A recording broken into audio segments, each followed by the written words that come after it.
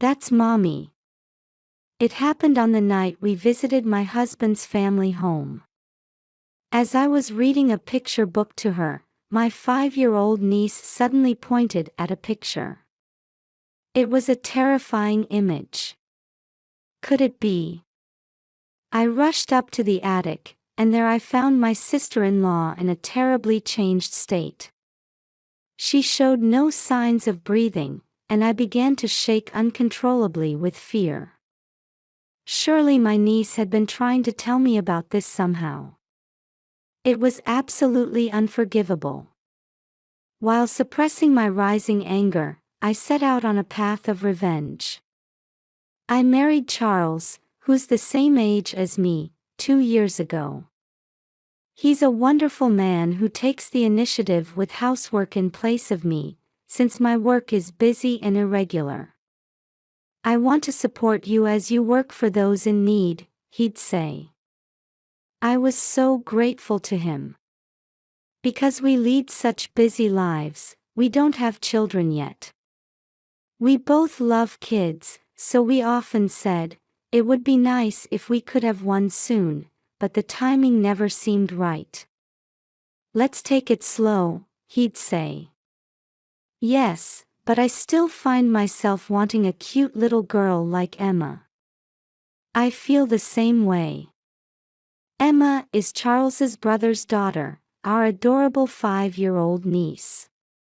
Charles's brother Damien had taken over the family farming business and lived with his wife Carrie, daughter Emma, and Damien's parents, a family of 5. Their house was in a rural town far from ours, so we couldn't visit often. We'd stay for a few days, maybe once a year. The in-laws seemed busy coordinating produce from neighboring farms, so that frequency seemed about right. Damien and his wife were easygoing, and my in-laws were kind, so I always looked forward to our visits. More than anything, our niece eagerly anticipated our visits. Carrie, my sister-in-law, was close to my age, and we got along well. As an only child, she was like a real sister to me, someone I could talk to about anything. We kept in constant contact. Look! Carrie sent another picture of Emma. She's so cute. Really? Forward it to me too. We always had exchanges like this. Needless to say, when a video call came in, my husband and I would fight over the phone. However, at some point, Carrie stopped responding to my messages. I became worried that something might have happened to her. When Charles came home from work, I rushed to him. Carrie's not replying to my messages. Do you think something's wrong? Maybe she's just busy. It's harvest time for the crops. I hope that's all it is, but this has never happened before. I can't help but worry. At first, my husband didn't think much of it, but seeing my concerned face, he immediately called Damien. It turned out that Carrie was bedridden with illness.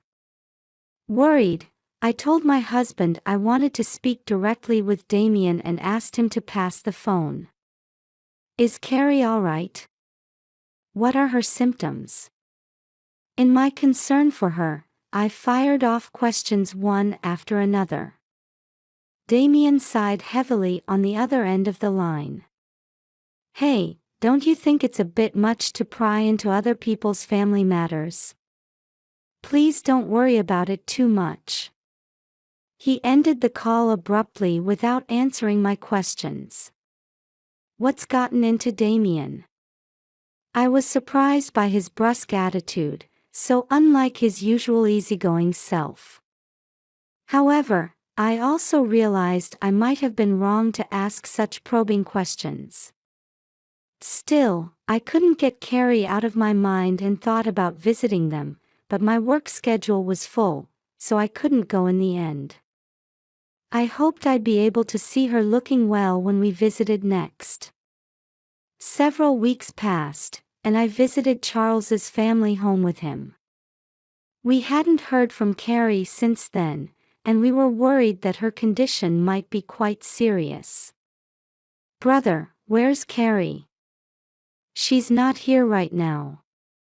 As we wondered what that meant, Charles's mother informed us that Carrie was in the hospital.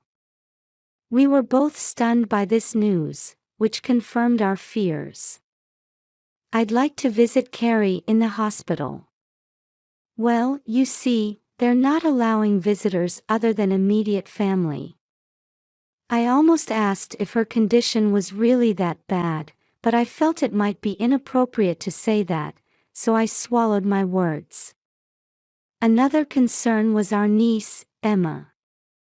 Usually full of energy, she was unusually quiet. Thinking she must be anxious without her mother around, I hoped we could do some fun things together to cheer her up during our stay. Just then, as my husband and I were putting our luggage in our room, Emma came running up to us quietly. What is it? Do you want to talk about something?" Emma had come close to me but was fidgeting for some reason. She must be nervous after not seeing us for a while. However, she was looking at me intently as if she wanted to say something. Just as she was about to open her mouth, Damien came hurrying over.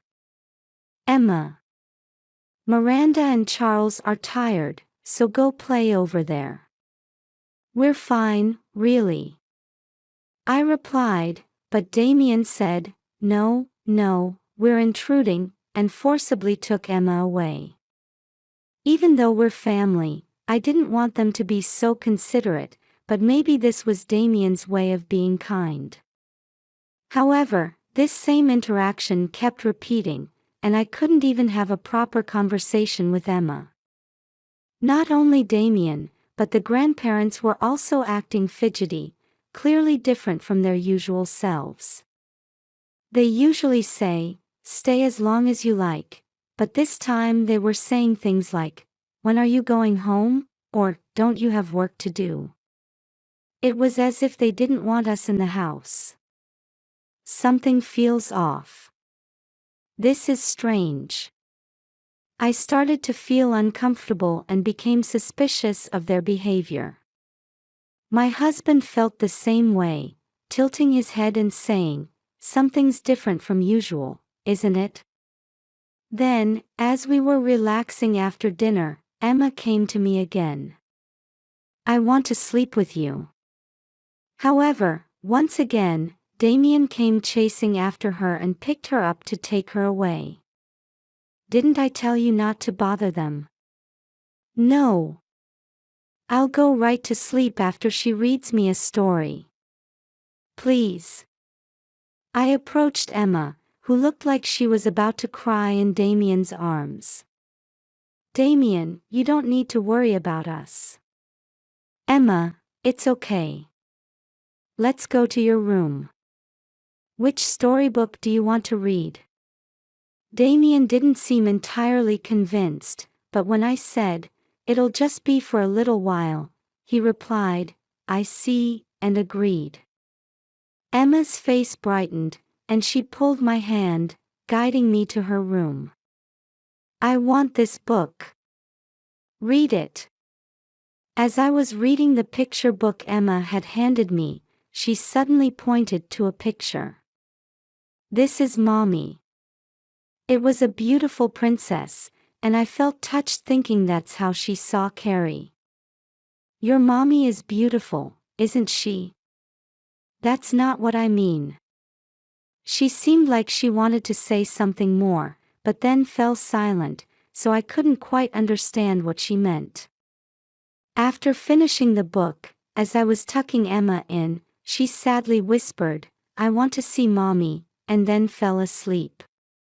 When I returned to the living room where everyone was, Damien and his mother were waiting for me as if they had been anticipating my return. They made me sit down. "Did Emma say anything?" No, nothing in particular. She fell asleep right after I read her the story. When I said this, Damien seemed to show a relieved expression. After that, his mother whispered something to Damien, then looked at me and smiled, saying, "Thank you." Well, now that Emma's asleep, let's have some adult time. My husband, Damien, and the grandparents started drinking, and it turned into a party atmosphere. By the time night had fallen deeply, they had all fallen into a deep sleep. I went to Emma's room to check on her, and she was sound asleep. As I gazed at her with a warm feeling, I couldn't help but think about her behavior before she went to sleep. I picked up the picture book we had read earlier and flipped through the pages. When I came across the picture she had pointed to, I realized its horrifying nature. Could it be? No, it couldn't be. But I have to make sure. Before I knew it, my body was moving faster than my thoughts, and I found myself running up the stairs leading to the attic. When I opened the door, the sight that greeted me left me speechless. There, lying in a terribly emaciated state, was Carrie, the very person we had been told was in the hospital. Carrie! I rushed to her and shook her body while calling out to her, but there was no response at all. What should I do?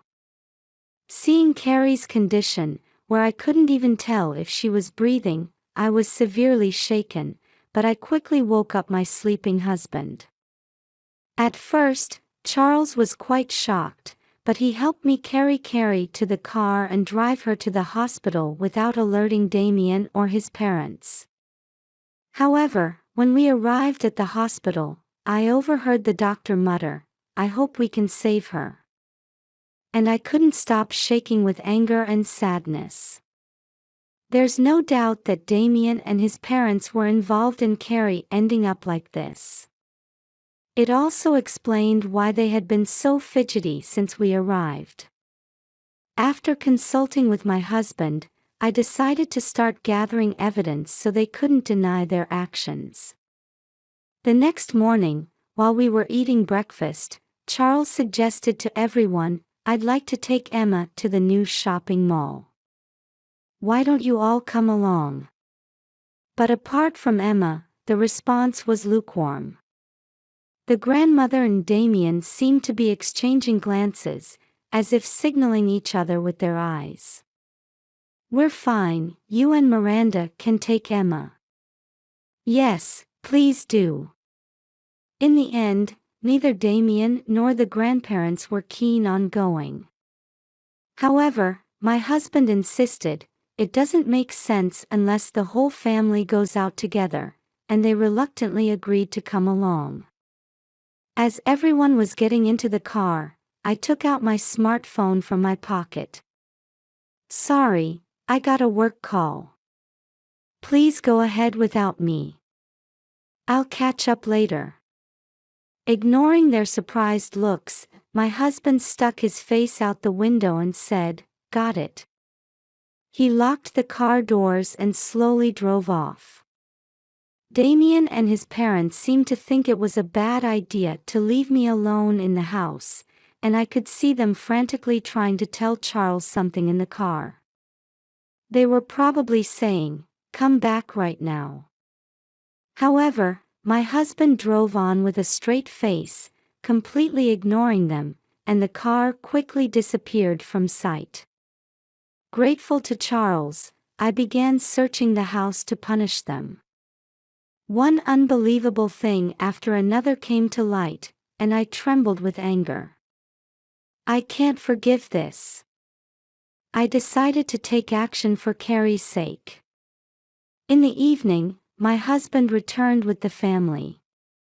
Emma seemed to have fallen asleep from exhaustion and was being carried by my husband. "I'll put Emma to bed. I'm also tired from driving, so I'll rest a bit." Saying this, Charles went into Emma's room. As I was watching him go, my mother-in-law came up to me. "Miranda, why didn't you come? We were waiting for you the whole time." "I'm sorry. A big job came up unexpectedly." "Oh my, that must have been tough. By the way, did anything unusual happen? Were you in the living room the whole time?" She kept asking me where I had been and what I had been doing while I was alone in the house. Meanwhile, Damien went up to the attic. Then, with loud footsteps, he came running back to his parents in a great hurry. "This is bad. We can't talk here. Let's go over there." Seeing Damien's face and realizing something was seriously wrong, his parents took him to a place away from me. Then they began whispering in low voices, occasionally glancing in my direction. Wondering what was going on, I rushed over to them. "Is something wrong? Miranda, you didn't go to the attic, did you?" My mother-in-law asked quietly with a furrowed brow, so I looked straight at her. "Not today, no." "Oh, but I did yesterday." "Was that not allowed?" I deliberately said it in a provocative way. This seemed to strike a nerve with them, and they raised their voices, completely changing their attitude. "What the hell do you think you're doing? Where did you take Carrie? She was locked up there, but now she's gone. You helped her escape, didn't you?"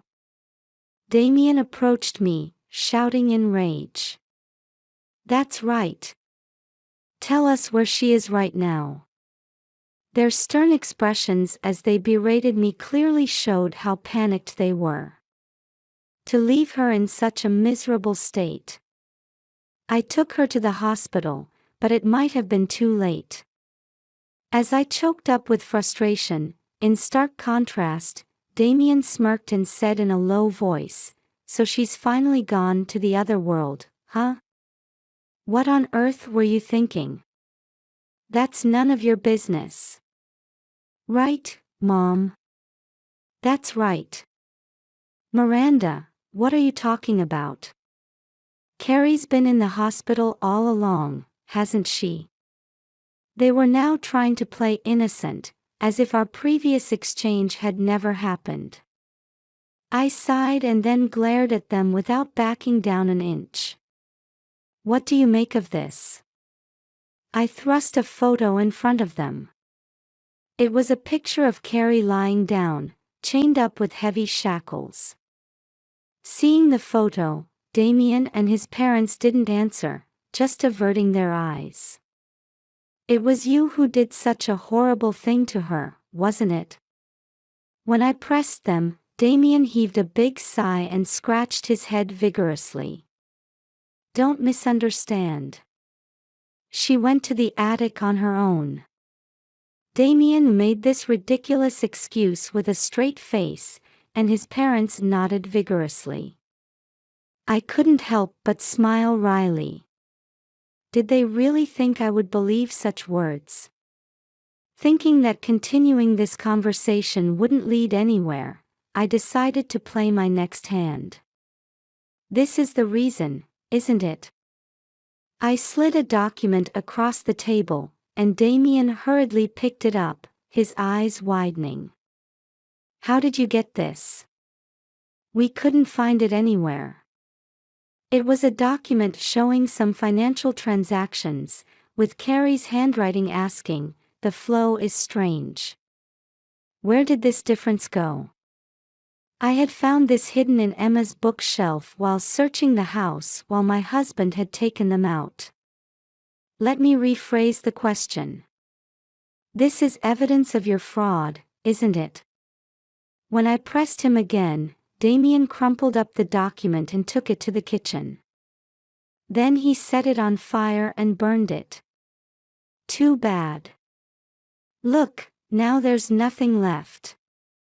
He waved his hands at me mockingly. After that, he came back, put his elbows on the table, and looked at me with a face that seemed to say, "I've got you now." It's Carrie's fault for finding out what we were hiding. Feeling relieved now that the evidence was gone, Damien started talking freely. It turned out that the in-laws, who coordinated with nearby farms, were buying produce cheaply but actually selling it to retailers at much higher prices. They were pocketing the difference as their own profit.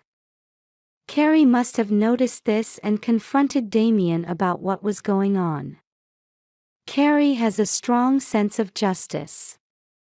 Once she knew, she couldn't just leave it alone, could she? That's right. I told her to keep quiet, but she wouldn't listen and said she was going to tell the other farmers. Even so, to lock her up in the attic to silence her. I was shocked by their excessive actions and way of thinking. As I listened silently for a while, they kept bad-mouthing Carrie one-sidedly and asserting that they were in the right. I was dumbfounded watching them. My mother-in-law, who was standing next to me, quietly gave Damien a meaningful look. But it doesn't feel good to have the house searched, you know. That's right. City girls have no manners. Now that you know, you're going to the attic too. Saying this, Damien suddenly lunged at me. Just then, the living room door opened, and Charles rushed to my side. Don't interfere. This is to protect our home. You were born and raised here too, so you should understand, right? Damien tried to forcibly do something to me, while Charles desperately tried to protect me. Charles grabbed Damien by the collar and shouted, "That's enough." Actually, I had already sent a message to my husband detailing everything I had discovered. That's why I had asked him to pretend to be resting after returning from shopping until the three of them revealed their true nature. It's too late now. I've already started preparing to sue you. With my words, Damien, who had been grappling with Charles, suddenly loosened his grip. The document from earlier was a copy, and I've safely stored the original. I've also saved it as data, so whatever you do is pointless. You're too clever for your own good. I don't want to hear that from you. Oh, take a look at these two. I held out several different photos in front of him. They showed Damien and his parents indulging in luxury at high-end restaurants and inns. What's this? These are just photos of family meals and trips, aren't they? Well, that's how it might look if you only saw these. But what if we add this? I thrust another paper right under Damien's nose. A receipt. That's right. This is a problem, isn't it? Surprisingly, the description on the receipt said, "entertainment expenses," and it was addressed to an agricultural corporation that they had formed with the neighboring farms. It seems Carrie found this too. This is what you'd call embezzlement, right? Damien bit his lip and slammed his fist on the table. To think he had such a hidden side. I was shocked, and thinking about how Charles must feel, an indescribable frustration welled up inside me. I informed them that I had already told the corporation members about this and that we would set up a formal meeting to discuss it later. Since I've been asked to handle this, of course I'll be in charge. You don't stand a chance. I smirked and pulled a badge out of my pocket, holding it up in front of them. You see, I'm actually a lawyer. Of course, my in-laws knew that this was my job. Perhaps that's why they took the extreme action of locking Carrie in the attic, worried that she might tell me. Please, don't do this. We're family, aren't we? That's right. Let's continue to build a good relationship.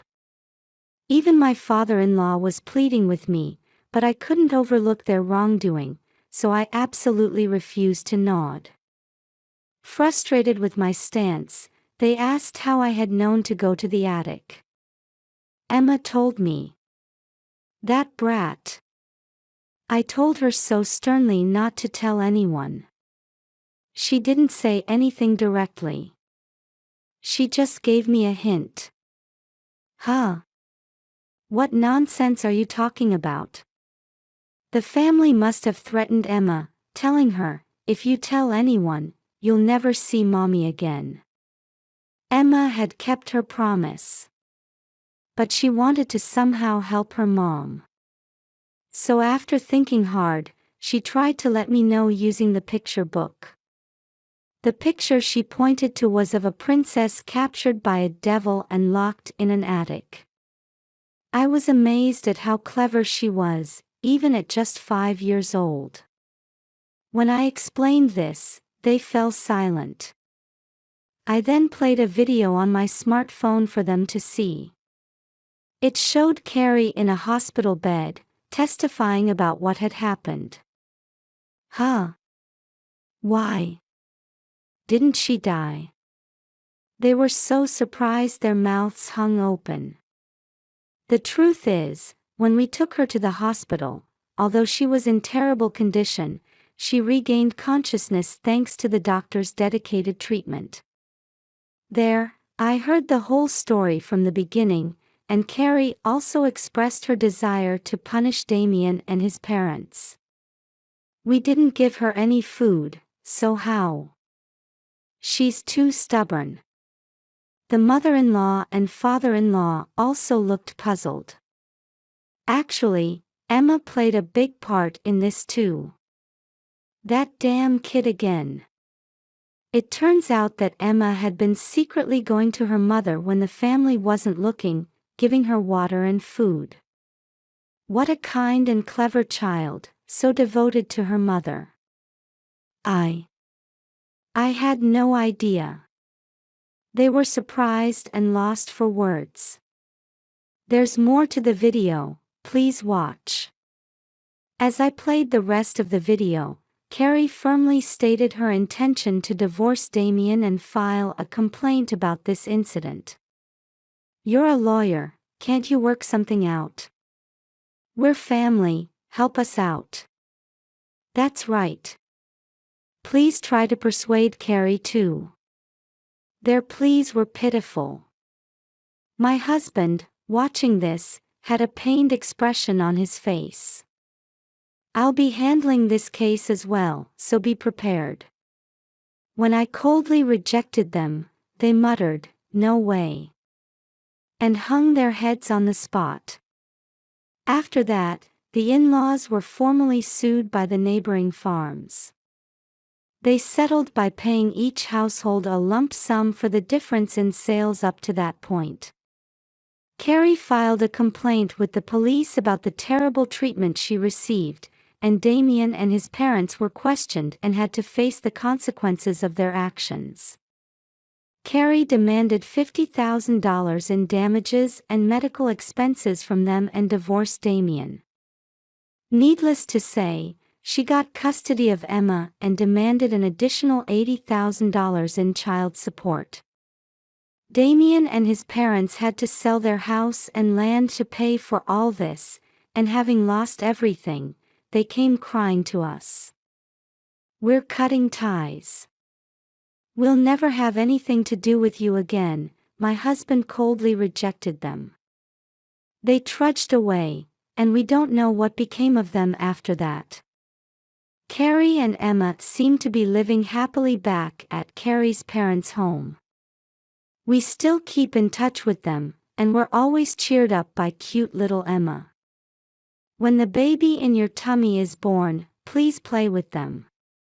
As it turns out, I found out I was pregnant after all this happened, and Emma is looking forward to the baby's birth too. I plan to work right up until just before the delivery. As a lawyer who can help people in trouble, I want to keep doing my best.